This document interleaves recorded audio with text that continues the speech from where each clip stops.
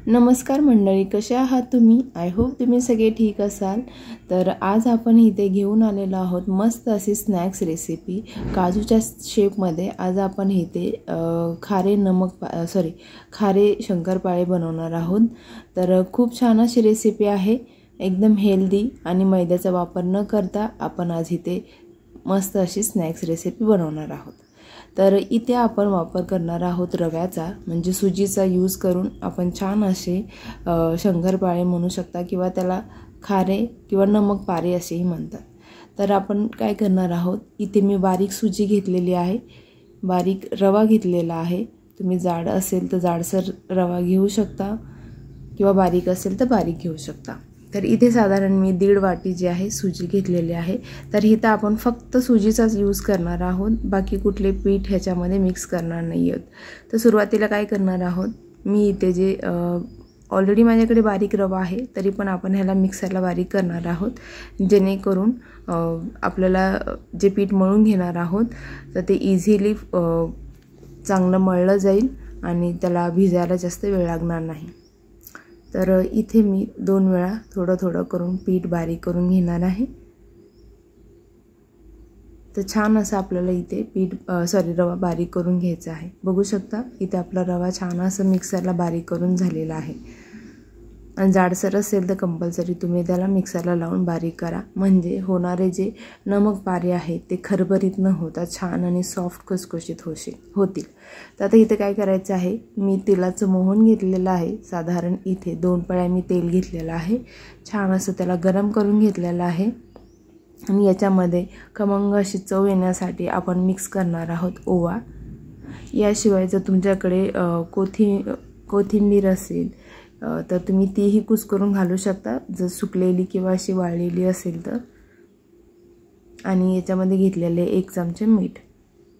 तर आता हे तेल जे आहे पूर्ण रव्यामध्ये चांगलं मिक्स करून घ्यायचं आहे। छान असं म्हणजे रव्याची अशी मूठ वळता येईल असं ते पूर्ण छान असं तेल लागलं पाहिजे पूर्ण रव्याला। आणि त्यानंतरच याच्यामध्ये आपल्याला पाणी ॲड करून पीठ मळून घ्यायचं आहे। तर पाणी जे आहे थोडं थोडं करून मिक्स करा।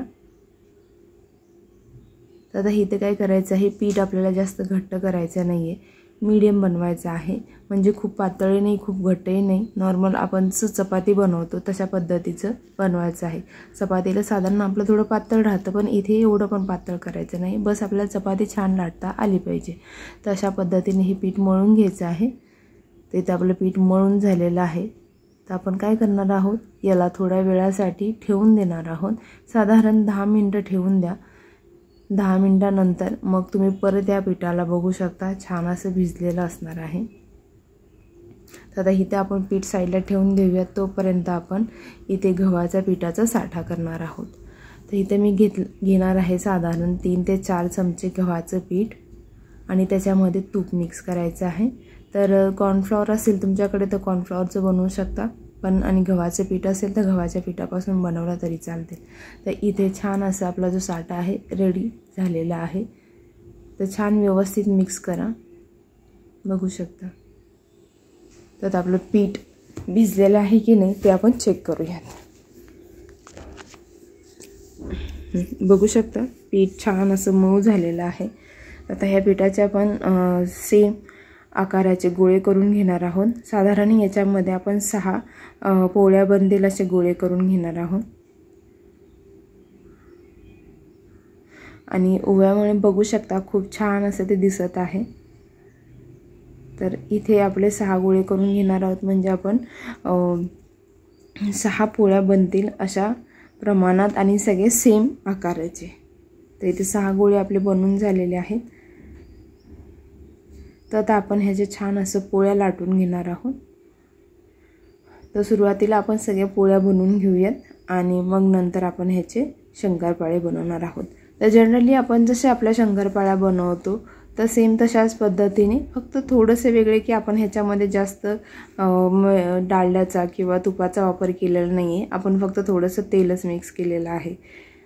कारण आपल्याला इथे शंकरपाळ्या खूप छान आणि खुसखुशीत करायच्या आहेत अजिबात मऊ पडला नाही पाहिजे। आणि हे जे स्नॅक्स आहेत हे तुम्ही प्रवासात कुठेही कॅरी करू शकता आणि हे महिना 2 महिने अजिबात खराब होत नाही।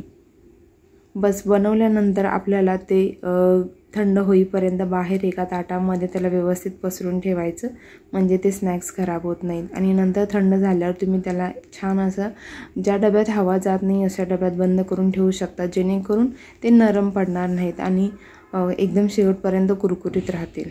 तर बघू शकता इथे मी 3 पोळ्या लाटून घेतलेल्या आहेत। तर आपल्याला काय करायचं आहे, इथे एक पोळी घ्यायची आहे आणि त्याच्यावरती हा जो साठा बनवलेला आहे तो आपल्याला लावून घ्यायचा आहे। जर चमच्याने लावता येत नसेल तर तुम्ही हाताने व्यवस्थित त्याला स्प्रेड करून घ्या। खूप जास्त नाही लावायचं आहे, बस चपातीवरती चिटकली पाहिजे अशा प्रमाणात लावून घ्यायचं आहे। एकदम काटोकाट व्यवस्थित लावून घ्या। आणि याच्यावरती आता आपण दुसरी पोळी ठेवणार आहोत। थोडंसं पीठ टाका, त्याच्यावरती दुसरी पोळी आपण पसरवणार आहोत। तर अशा पद्धतीने आपण तिसरी पण पोळी याच्यावरती ठेवणार आहोत। बस आपल्याला साठा फक्त ह्याच पोळ्या लावून घ्यायचा आहे। तिसरी पोळी त्याच्यावरती ठेवून छान असं आपल्याला ते चिटकून घ्यायचं आहे।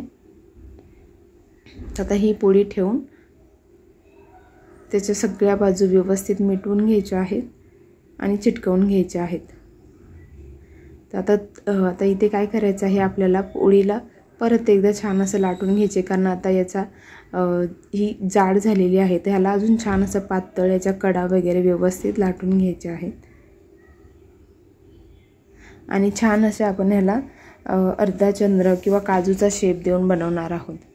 तर त्यासाठी इथे मी घेतलेलं आहे औषधाची जी आपली बॉटल असते त्याच्यावरचं जे झाकण आहे ते आपल्याला घ्यायचं आहे। स्वच्छ धुवून घ्या आणि त्या झाकणाच्या साहाय्याने आपल्याला ते कट करून घ्यायचं आहे।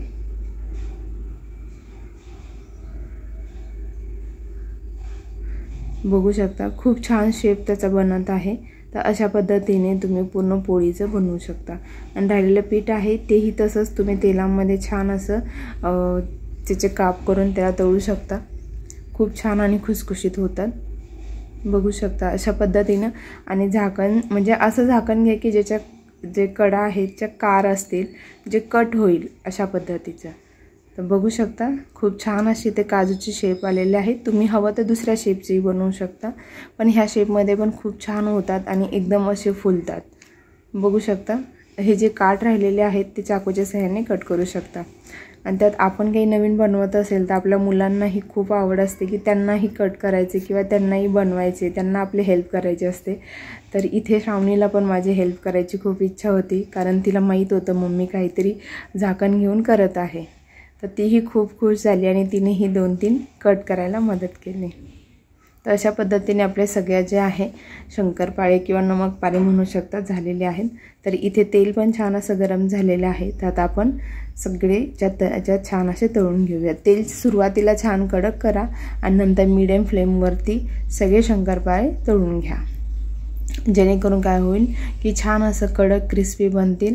आणि तुम्ही खूप फास्ट गॅस ठेवला तर काय होईल तर करपेल ते आणि व्यवस्थित तळलं जाणार नाही।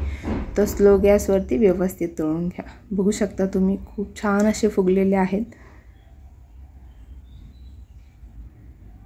तर अशा पद्धतीने आपण बाकीचे पण सगळे नमकपारे बनवून घेऊयात। बघू शकता खूप छान असं ब्राऊन कलर पण आलेला आहे त्याला। तर इथे आपले सगळे तळून पण होत आलेले आहेत। त्याचबरोबर जर कोणाला मसालेवाले आवडत असतील तर इथे मसालेवाले पण नमकपारे बनवून दाखवते। तर आपल्याला काय करायचं आहे, नमकपारे थंड झाल्यानंतर त्याच्यामध्ये तुम्ही तिखट किंवा गरम मसाला असेल, चाट मसाला असेल तर टाकू शकता। तर मी ह्याच्यामध्ये थोडंसं तिखट मिक्स केलेलं आहे, आपली चिली पावडर, त्यानंतर थोडीशी हळद मिक्स केलेली आहे आणि त्यानंतर माझ्याकडे चिवडा मसाला होता तर तोही मी याच्यात मिक्स केलेला आहे। आणि छान असं नमकपारे त्या मसाल्यामध्ये मिक्स केलेले आहेत। तर बघू शकता खूप छान असे आपले नमकपारे तयार झालेले आहेत। तुम्हाला रेसिपी कशी वाटली कमेंट करून नक्की सांगा। त्याचबरोबर आपल्या चॅनलवर जे कोणी नवीन असेल त्यांनी आपल्या चॅनलला सबस्क्राईब करा, व्हिडिओला लाईक करा आणि शेअर करा। Thank you guys.